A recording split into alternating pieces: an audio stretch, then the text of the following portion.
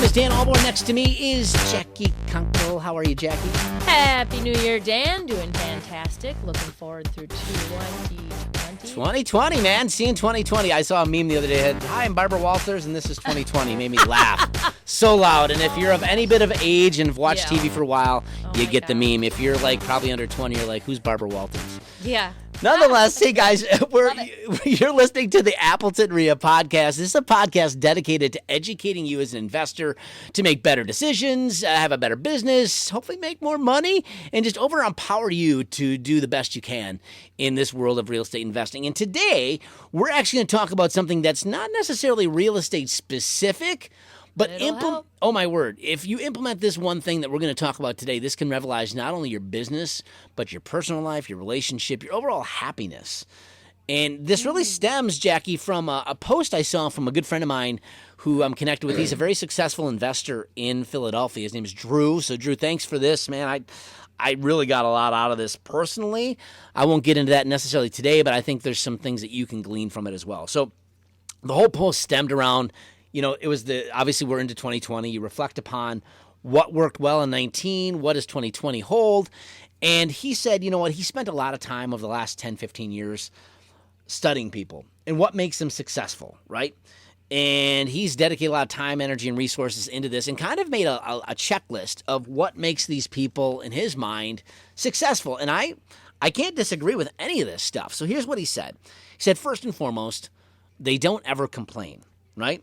They're not finger pointers. They focus on the solution as opposed to complaining about the problem. They assemble teams to create their vision. They talk about success consistently. They very rarely do small talk. They discuss about their family's happiness. They invest in travel a lot. They invest in their health a lot. And they all have mentors. So he goes on to talking, and I won't bore you with the full post. It was pretty lengthy. But then he goes on to say, well, listen, what's in your own world, right? Do you have people in your own sphere of influence that do a lot of complaining and things of that nature? So he kind of made a list of things that he's going to work on doing better into 2020. First off, no more complaining. He's going to kind of just remove that, and that sometimes can be tough, specifically if you do that a lot. But no gossiping, no finger pointing. He's going to talk about money. Get that in just to his lexicon. That's important to him. He's going to talk about success. What does that mean? You need to define that for yourself because it may not be money, right? Maybe it's just you want your life back. You want time, right? He also talked about specifically, his family's happiness. Is he really talking about that more often?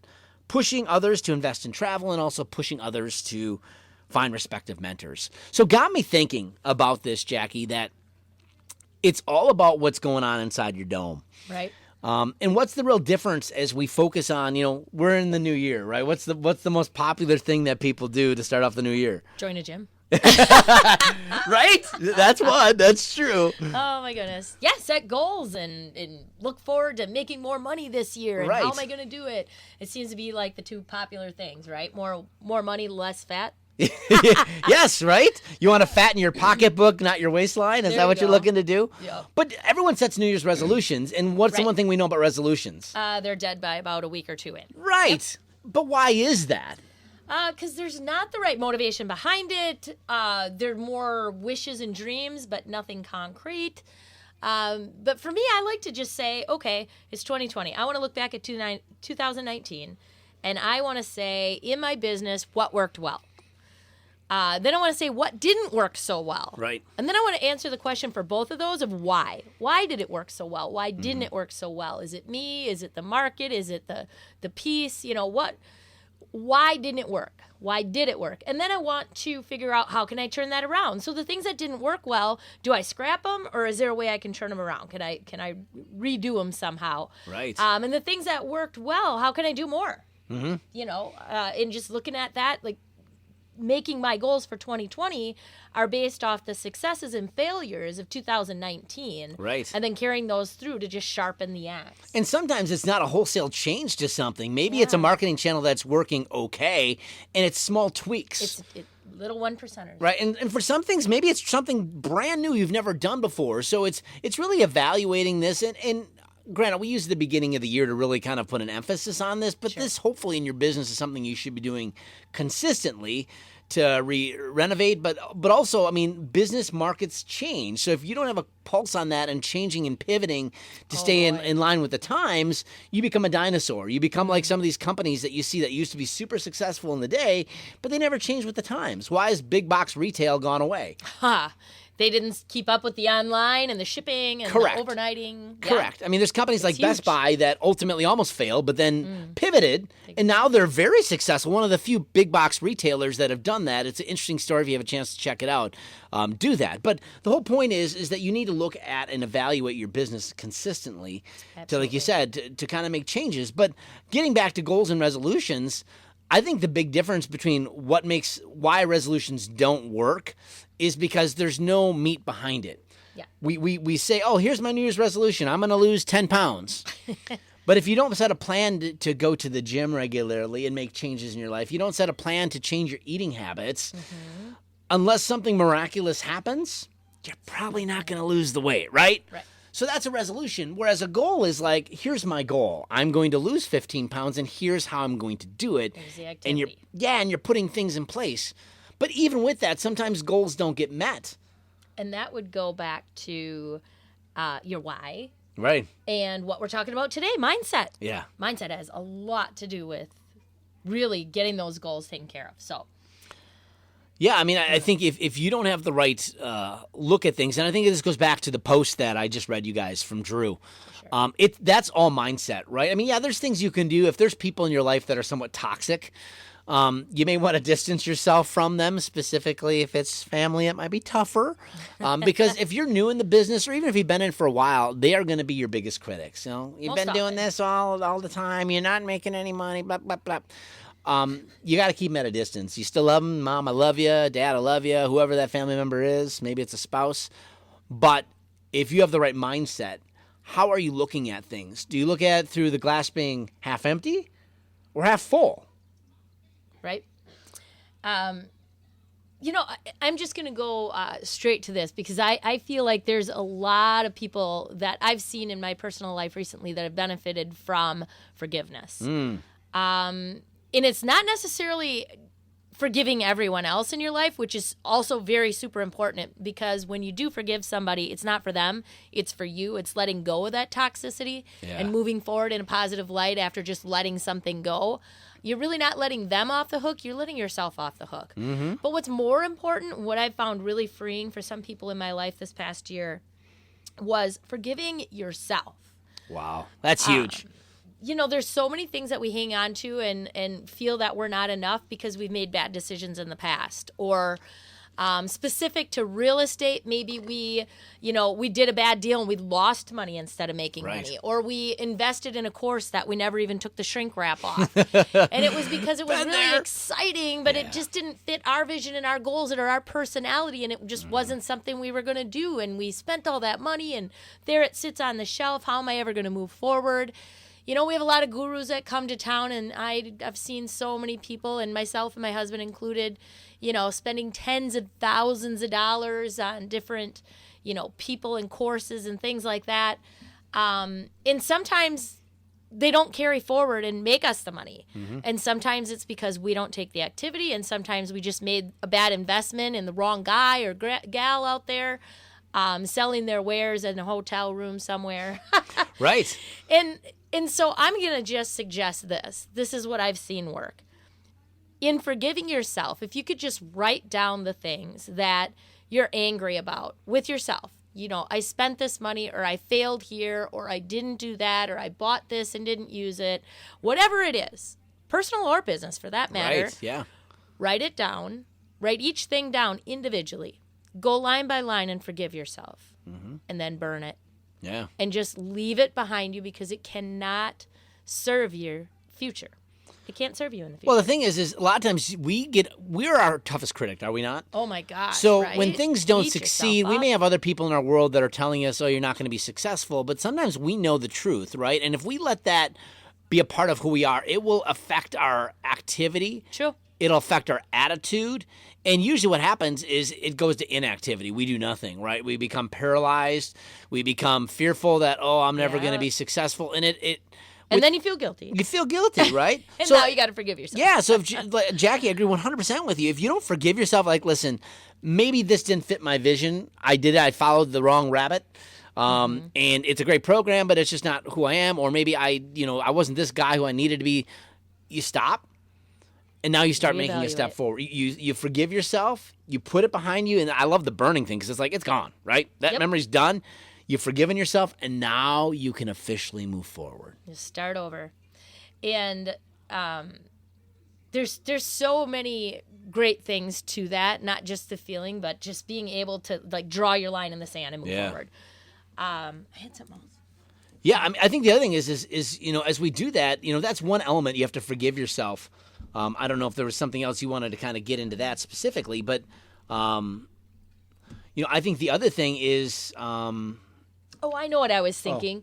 Another, just like one of those 1% tweaks we were just talking about. What about the questions you ask yourself? Mm-hmm. Ask yourself a better question. A lot of people say, "Oh, why am I not as successful as so and so at the club? Why haven't I had success yet? Why can't I do this?" And your brain wants to answer every question you ask it. So when you say, "Why can't I do something?" your brain is like, "Well, you can't do it because of this and because of that." Yeah. And all you're doing is reinforcing that you can't. Mm-hmm. So start asking the question of, how can I do this better? Yeah. How can I grow? How can I have success this year? You start asking your brain the questions that you want the answers to, that are positive answers that will move you forward and give you direction. Those are the ways that we're supposed to be speaking to ourselves. So check your self-talk.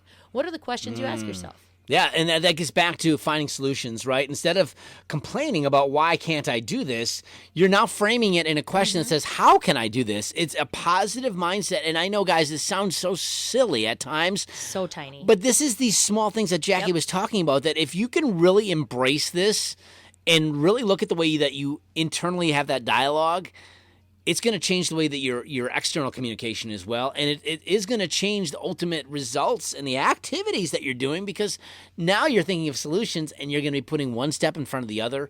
And yeah, things may not always go exactly as you plan, but you're still moving forward in the right things and figuring out things. So that is huge. And I can promise it works, because we're seeing the exact results with our students. 100% hands down. If you do this, it will change everything. And just focusing on your positive mindset and who you're hanging around. I agree 100%. As we have students that we work with from time to time, I think the big difference that what makes someone successful versus not is mindset. Yep. Because everyone's got the skills and everyone has the time and ability to an extent, right? I mean, some people are working jobs. They may have more time than others. But I'll tell you, some of our most successful students are people that are still working 9 to 5s. Right on. And we have other students that maybe struggle a little bit, that have a lot of free time and they just aren't successful. Well, what's the difference? It's the mindset. It's that gray matter between the two ear holes, right? It's putting things in the right perspective. Right. Which leads me to another thing that I think you really want to evaluate in getting the right mindset for 2020 is, what's your inputs? Yeah. We have eyes, ears. What are we inputting into our life? If all you eat is fast food every day, what are you going to get out of it? No energy, fat. If all you're digesting is news, talk radio, politics, complaining people, gossip, then what's going to come out of you? What's going to come out of your mouth? Right. What's your business going to look like? And if you don't believe that to be true, I challenge you to take a 30-day challenge of cleansing yourself of those things. Like, instead of listening to, sports or news talk on the car ride or music, how about a podcast? How about a book or something that can enlighten you, lift you up, be a positive reinforcement to the things that we're talking about? Instead of going home and vegging out on Netflix for 2 hours, maybe you're going to read a book that is another successful person, and you can read that their struggles and the things that they use to overcome that maybe you can apply into your life. And we've already talked about this, but who are the people you're hanging out with? Right. You really have to seriously look at that. If you're spending around people that are just complaining and moping and woe is me, they have the Eeyore complex. Oh, boy. You may love them to death, but you may have to just limit your interaction with them and find new people. Now, if that's your spouse. That's tough. Then it's maybe time for a heart-to-heart and sitting down and making some New Year's goals together. Of course, with the right reason behind it, right? I mean, like, let's do this together. And all of us need to take ownership of our own. Yeah. I mean, none of us are perfect, and as much as we want to surround ourselves with the great people, we also need to become one of those great people that other people, boy, you'd think I could speak this year. Yeah. But we want to be one of those people that other people want to surround themselves with. Right. You know, if you're not in high demand, you might want to look in the mirror and figure out if you can become one of those people so that you can attract the people you want to hang around with. 100%. 100%. So, again, these are things, guys, I mean, we could be here for a long period of time talking about this, but at the end of the day, you have to kind of make that line in the sand, right? It's just not going to happen automatically. I mean, you can listen to this podcast. It can really fire you up and be like, yes, I'm going to do this. But now you need to put this stuff into action. Yeah. And putting some main goals together.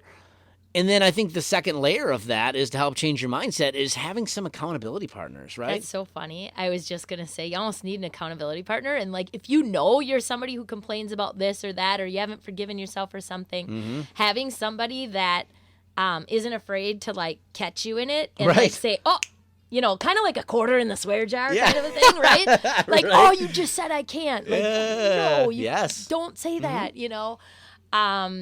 But again, make your list of things you do, not the things you don't do. Right. Because it's a mind thing again, and there's all kinds of research. But if I told you don't think about purple elephants, what are you immediately thinking about? You're thinking about a purple elephant. Right. So make your list of things of I am, and I do this, and I am that, and I accomplish these, and do it in the present tense of this is who I am, and this is what I do, and how I act and how I speak, rather than, you know, don't swear anymore.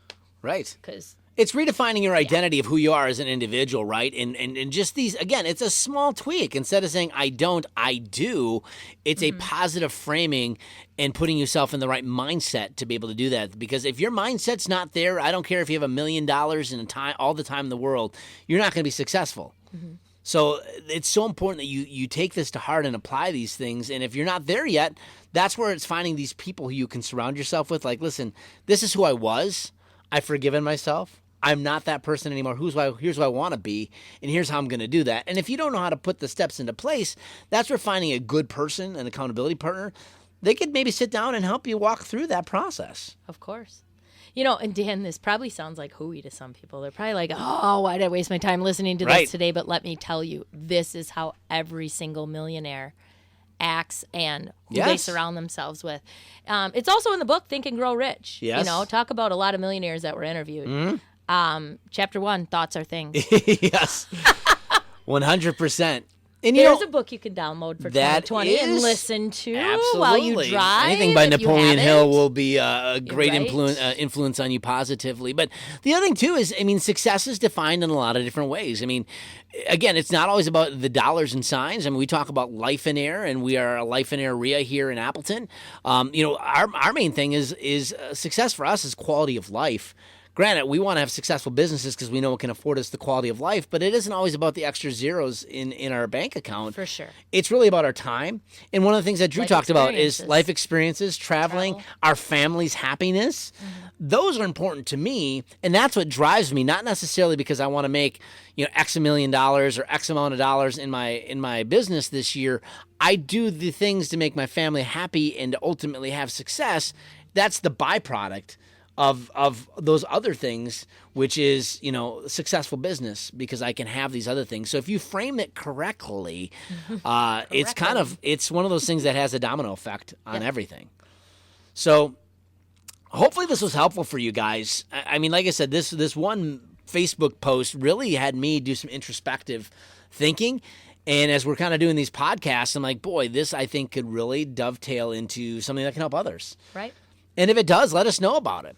It's something that I think we can all do better at, and it's a constant level of improvement. So as you're making your goals for this year, you know, what worked well last year, what didn't, what do I need to change, why did things go well or didn't they, and who do I want to surround myself with this year? And think about your inner dialogue. I mean, that was the real main point of this. What are you putting in your brain? Because if you change your mindset, it can revolutionize your business, your personal life, your relationships. You could be a year from now in a whole different space than where you are here today. And I sincerely believe that in the bottom of my heart. So hopefully this is helpful for you guys. Again, we do this each and every month, the Appleton REIA podcast. If you want more information, you can go to appletonrea.com. If you want to find out about how becoming a member, the information's there, and there's so many benefits of being a member.